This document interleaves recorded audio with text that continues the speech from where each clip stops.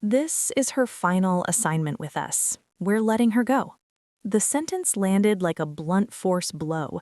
My hand locked around the presentation clicker, muscles refusing to respond, as 30 faces slowly pivoted in my direction.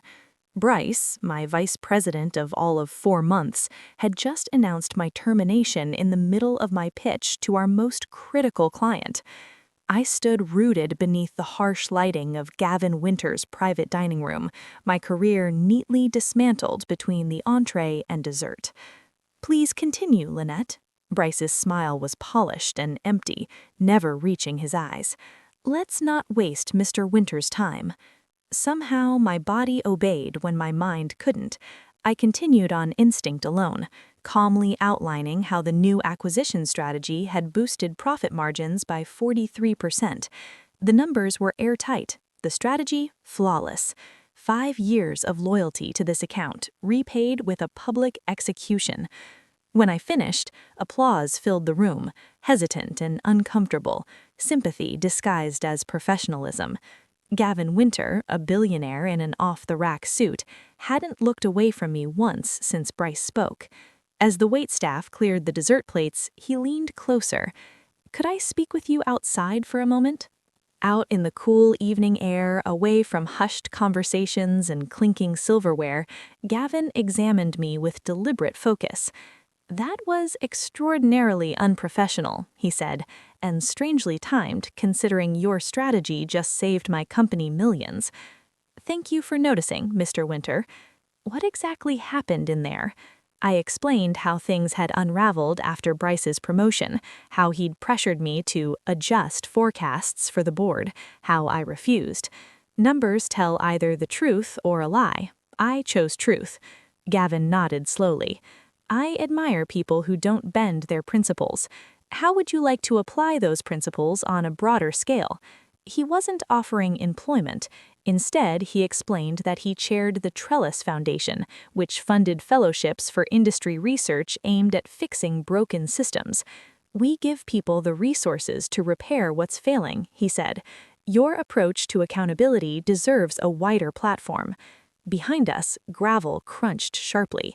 Bryce hurried across the parking lot, his expensive shoes scraping loudly. "Everything okay, Mr. Winter?" he asked, forcing casual concern. "Perfectly fine," Gavin replied.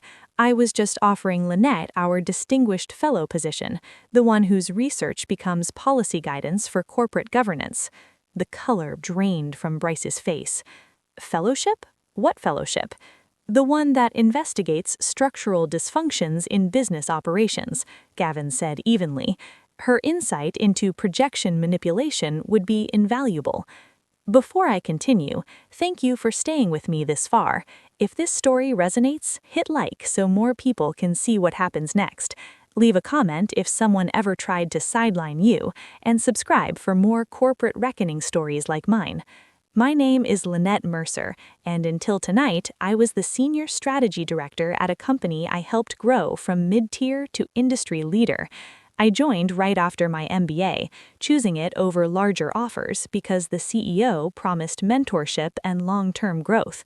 I delivered consistently. My teams exceeded targets year after year. Our client retention was at 96%, while the industry averaged 72%. The Winter Group account was my crown jewel, grown from a modest engagement into our largest revenue stream. What Bryce didn't know when he dismantled my career in public was that I documented everything, every late-night refining strategies, every request to make projections look rosier than reality, every time he took credit for my work. The shift began when our respected CEO, Nia, retired. The board brought in Carol, an external hire obsessed with optics and numbers, detached from the culture we'd built. Carol promoted Bryce over more qualified candidates, myself included. Word was they bonded over golf. Within weeks, Bryce began undermining me. Impossible deadlines, meetings I was excluded from, best team members reassigned without explanation. Textbook tactics. When he demanded I manipulate forecasts for the board, I confronted him. "Acquisition costs are factual," I said. "We can't promise growth we can't deliver." He leaned back, irritated. You need to be a team player. Carol wants growth. Built on fiction, I replied. His tone sharpened. If you can't align with our direction, maybe you're no longer the right fit. I should have seen tonight coming. Still, being professionally erased in front of 30 people rattled me. Through dinner, I calculated how long my savings would last. 3 months, maybe 4. Gavin Winter's offer changed everything. Watching Bryce's confidence fracture in that parking lot, I felt something shift. This wasn't just about saving my career, it was about fixing a system that rewarded deception. The Trellis Foundation Fellowship carried influence, funding, and reach. Fellows spent 18 months investigating systemic failures, publishing research that reshaped industry norms. The stipend exceeded my salary, but the real value was impact. I demanded full independence. That's exactly what we offer, freedom to investigate whatever you uncover. Bryce interrupted, strained. Mr. Winter, perhaps we should discuss next quarter's account needs. I'll be pausing expansion until I assess how your leadership transition affects quality, Gavin replied. 2 months later, I began my fellowship, focusing on projection ethics and market accountability. I interviewed executives across industries, documenting how manipulated forecasts distorted markets and damaged long-term performance. I never named my former company. I didn't have to. Insiders recognized the patterns. 3 board members from my old firm contacted me privately. We had no idea how widespread this was, one admitted. Meanwhile, Bryce struggled. Without my strategies, the Winter account declined. Gavin quietly withdrew 60% of their business, citing methodology concerns. 6 months in, Caro requested a meeting.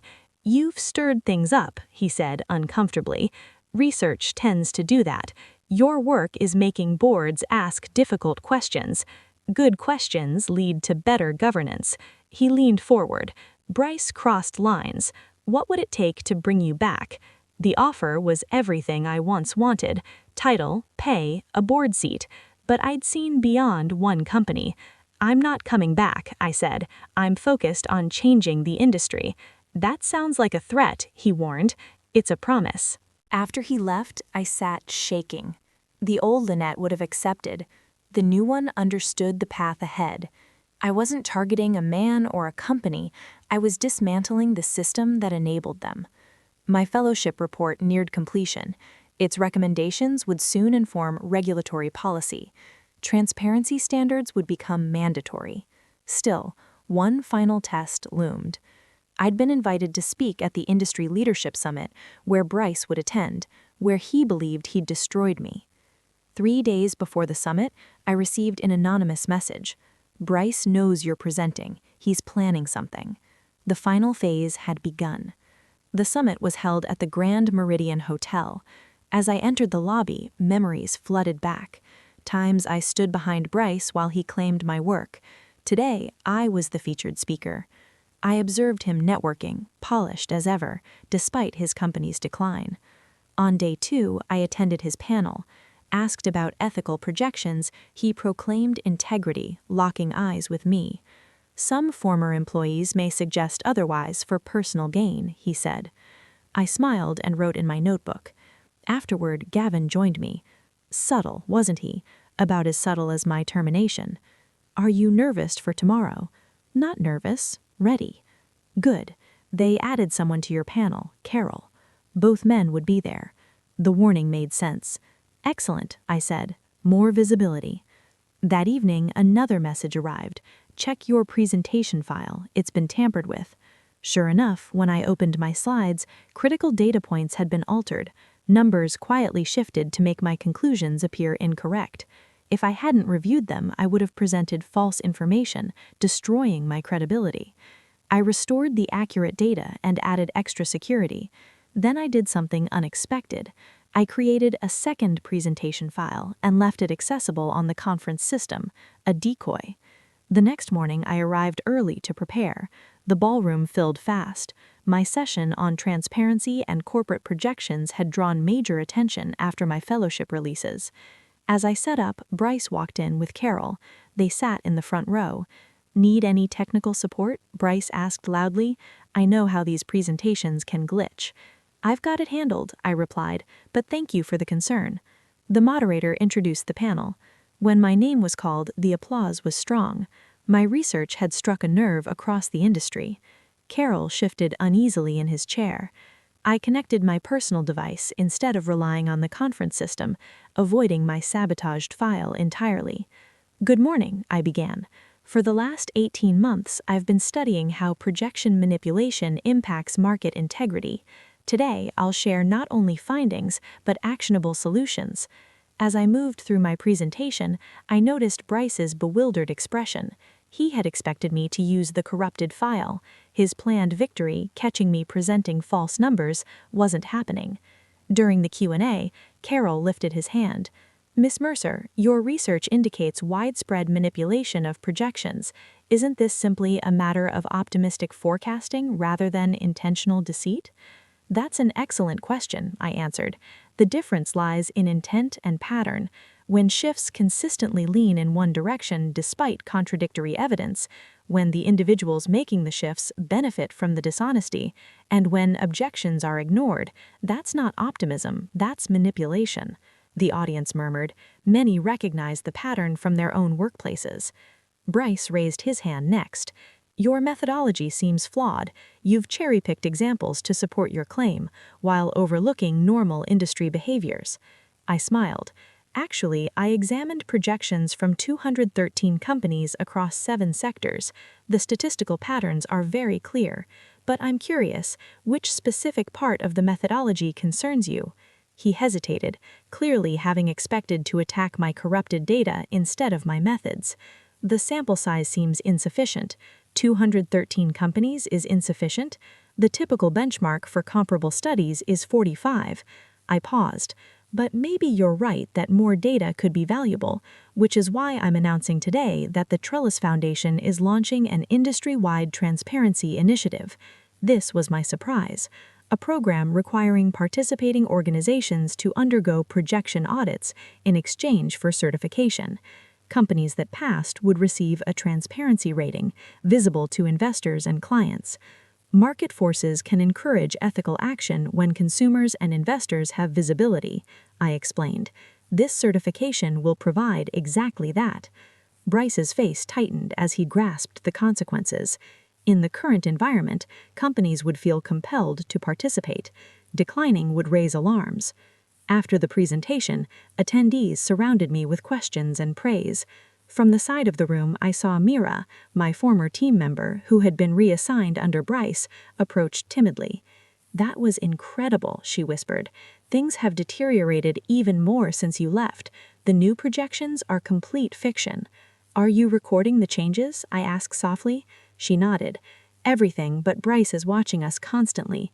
Anyone linked to you is under suspicion. Be cautious, I warned. This isn't over. Later that evening, I received an invitation to meet with the summit's executive committee. Walking into the meeting room, I found Gavin and 4 other industry figures waiting. We'd like to discuss accelerating the timeline for your transparency initiative, the committee chair began. Recent developments have increased urgency. Recent developments? I asked. A whistleblower submitted materials this afternoon relating to projection manipulation at 3 major firms, Gavin explained, sliding a folder toward me. Including your former employer. Inside were printed internal communications, dozens of exchanges between Bryce and Carol, explicitly outlining how to reshape projections and manage inconvenient data. The evidence was devastating. Where did this come from? I asked, genuinely shocked. Anonymous submission, the chair replied, but thoroughly verified.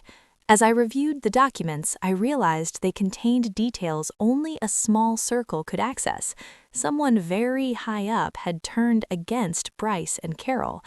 The committee explained they wanted to announce the transparency initiative immediately, with implementation starting next quarter instead of next year. We need to stay ahead of this, one member insisted. If these practices are exposed without a solution prepared, investor confidence will collapse. I agreed to the accelerated schedule, aware it would catch Bryce completely off guard. As the meeting wrapped up, Gavin held me back. "There's something else you should know," he said quietly. "The board of your former company is meeting tomorrow morning in an emergency session." My heartbeat sped up. Because of the whistleblower files? Among other issues, their largest client just declared they're reviewing all service contracts. Their biggest client after Winter Group was Jensen Industries, whose CEO sat on the summit's executive committee. The pieces were aligning faster than I expected, but I wasn't celebrating. Bryce was backed into a corner, and cornered adversaries become dangerous. When I returned to my hotel room, the door was slightly ajar. I stopped, then gently pushed it open to find the room had been searched. Subtle, but precise. My laptop was in the same place but angled differently. The zipper on my suitcase was closed in a new position. My phone buzzed with a message. "Watch your back. This isn't just about projections anymore." I sat on the bed's edge, pulse pounding. The stakes had just risen sharply. Whatever Bryce was attempting, beyond professional interference. For the first time, I wondered if my mission for systemic reform had put me at real risk. Then my phone rang, an unknown number. I answered wearily. "Ms. Mercer?" a familiar voice said. "This is Patricia Voss, chairperson of your former company's board. I believe we need to speak." I met Patricia Voss in the hotel's private lounge at 10 p.m. The room was empty except for us, the dim lighting forming isolated pools of brightness in the dark. Patricia was in her 60s, with sharp eyes that had observed decades of corporate maneuvering. "I prefer direct conversations," she began, without preamble. "The materials submitted to the summit's committee were also delivered to our board. We've spent the entire day confirming them and—" She paused. "They're genuine." She sipped her water. "What's less clear is your involvement." "I didn't supply those documents," I said honestly, "but I'm not surprised they exist." Patricia examined me closely. 3 board members want to clean house immediately. 2 fear market backlash if we remove top executives without preparation. 1 remains loyal to Carol. "And you?" "I'm a pragmatist," she replied. "The situation is unsustainable, but transitions must be orchestrated." I studied her carefully. Patricia hadn't become board chair without mastering corporate politics. This wasn't merely a briefing, it was negotiation. "What are you suggesting?" "Assist us in managing this transition. Join a temporary oversight committee for 3 months.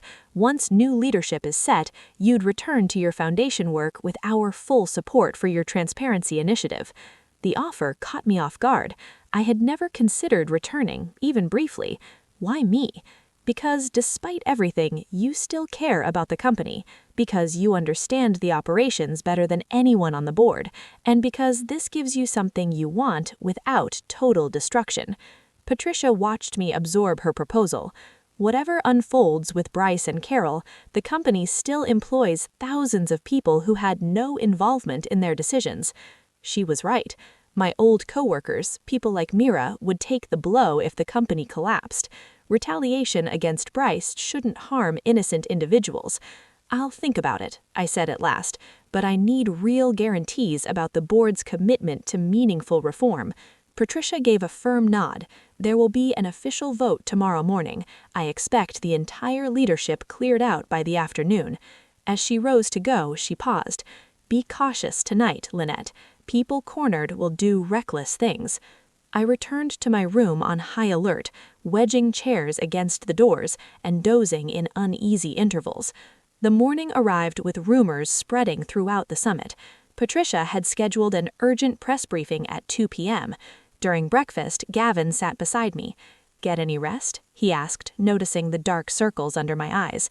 "Enough," I replied. "Have you heard what Patricia intends to do?" "Only whispers, but Carol and Bryce look on edge." He motioned toward the buffet line where both men stood locked in tense discussion. As I prepared for the day's sessions, another anonymous message reached me. "Meet in the storage room behind Ballroom C, 12:30. Crucial information." I wavered, wary of the timing. The press conference was at 2 p.m. This could be genuine or a setup. I chose to be careful. I forwarded the message to Gavin with a note. "If you don't hear from me by 12:45, come here." At 12:25, I approached the storage room deliberately. The service corridor was empty, most attendees were at lunch. I pressed my ear to the door, but heard nothing. When I slowly pushed it open, I found not a trap, but Mira, visibly shaken. "Thank God," she breathed. "I wasn't sure you'd show up." "You sent the messages?" She nodded. "From burner accounts. Bryce keeps tabs on all our communication. What's happening?" "They're wiping everything," her voice quivered. "After your presentation, Bryce and Carol ordered a server purge. They're calling it system maintenance, but they're deleting projection records." Their restlessness suddenly made sense. They were destroying evidence before the board convened. "That won't protect them," I told her. "The whistleblower files are already in the board's hands." "But it's worse than that," she said urgently. "When I was reassigned, I discovered they've been doing this for years. Carol created a billing algorithm that automatically increases client hours by 15%. The system was built to leave no trail during audits. This was far beyond projection manipulation." "It was structured fraud. Can you prove it?" She passed me a thumb drive, original code, implementation timestamps, and transfer logs showing developer payouts for silence. As I accepted the drive, the door flew open. Bryce stood there, his expression twisted with fury. "I knew you'd be behind this," he growled at me, then directed his glare at Mira. "You're done, both of you." Mira retreated a step. "The board already has everything." "The board follows Carol," Bryce shot back. "Always has, always will. Your evidence will vanish, just like you did." Before I could absorb his words, he lunged. I dodged, but Mira wasn't fast enough. He seized her arm, wrenching it until she cried out. "Let her go," I ordered, scanning the room for something to defend us with. "Or what?" he taunted. "You'll run to the board? The same board that let me fire you? The same board that—" The door burst open again. Gavin Winter strode in with 2 security officers. "I think that's enough, Mr. Harmon." Gavin's voice was glacial. "Release her now." Bryce held his grip for one final rebellious second before security moved in. He shoved Mira away and smoothed his jacket. "This isn't what it looks like," he insisted. "These ex-employees were stealing confidential information." "Interesting," Gavin replied, "considering we have the last 3 minutes recorded." He lifted his phone, the screen showing video of Bryce's threats. The 12:45 check-in I'd sent Gavin had triggered his concern when I didn't reply. Within minutes, Summit Security had removed Bryce from the building. Mira was being treated for bruises by medical staff, and I sat with Gavin, Patricia, and the Summit's executive committee, walking them through what we uncovered. "This changes everything," Patricia said after reviewing Mira's drive. "Projection tampering was troubling. Systematic client fraud is criminal." At 2 p.m., Patricia's press briefing began. I stood in the back as she announced the immediate dismissal of Bryce and Carol pending criminal inquiry. Then she said something I hadn't expected. "The board has unanimously appointed Lynette Mercer as interim chief operations officer to lead our reform initiatives. Her experience in ethical practices and deep familiarity with our systems make her uniquely suited to guide this transition." Cameras swung around, searching for me. Gavin nudged me forward. "This wasn't our deal," I whispered to Patricia as I neared the podium. "Situation shift," she murmured. "The board vote was unanimous." As I faced the reporters, the weight of the moment settled in. 18 months ago, I had been publicly disgraced and dismissed. Now I stood as the chosen steward of the same company that cast me aside. I addressed the press with steady assurance, outlining immediate transparency actions and investigative protocols. As questions erupted, I spotted Carol slip into the rear of the room, his skin pale as he watched his empire collapse. After the conference ended, he approached me, his former bravado replaced with fear. "You engineered this," he whispered. "From the moment Bryce announced your firing, you orchestrated everything. Winter's offer, the fellowship, the transparency initiative, you trapped us." I looked at him evenly. "No, Carol, you trapped yourselves. I just stopped cooperating. You expect me to believe this wasn't calculated revenge?" "What would revenge have achieved?" I asked. "Ruining the company would devastate thousands of innocent workers, making me unemployable in the process. That's not strategy, that's self-sabotage." I stepped closer. "My revenge wasn't about taking you down. It was about building something stronger despite you, creating systems where people like you couldn't succeed using your tactics. As he was escorted away by board representatives, I finally felt the burden lift. My vindication wasn't in his defeat, it was in the transformation his actions had inadvertently triggered. Later that evening, as I packed to return for my new interim role, Gavin visited my room.